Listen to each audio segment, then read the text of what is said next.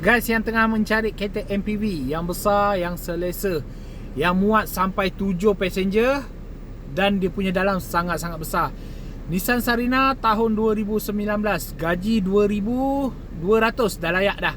Okay, yang ini bulanan 900 lebih je, 940 macam tu, ikat 8 tahun dengan bank. So siapa yang berminat, stay dalam video. Jangan lupa share video saya kat kawan-kawan yang lain dan follow saya sekali guys. Okey, untuk pengetahuan, ini adalah Nissan Sarina C27 model tahun 2019. Okey, yang ini model yang datang dengan dua power door kiri dan kanan. Okey, so siapa yang nak ala-ala kereta Alphard Wildfire tu boleh cubalah kereta ni, insya-Allah.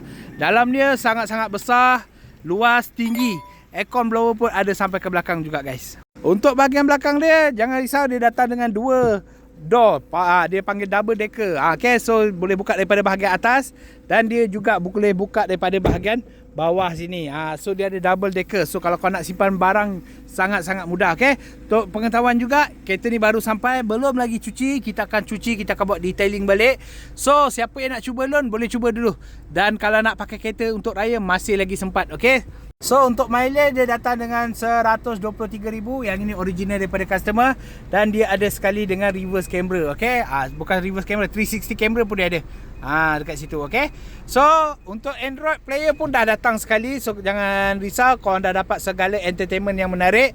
Party steering control pun ada dan pelbagai function yang menarik, termasuk auto power door dekat bahagian depan ni. Okay, so kalau korang rasa berminat nak dapatkan lebih info berkenaan dengan kereta yang ni, terus saja Roger saya, isi beg biru dekat bawah ni ataupun masuk ke profile, ada link dekat situ. Okay, so jangan lupa nak mencari kereta terpakai yang terbaik, 3 tahun waranti, Roger saya, insyaAllah. Kita jumpa nanti. Assalamualaikum guys.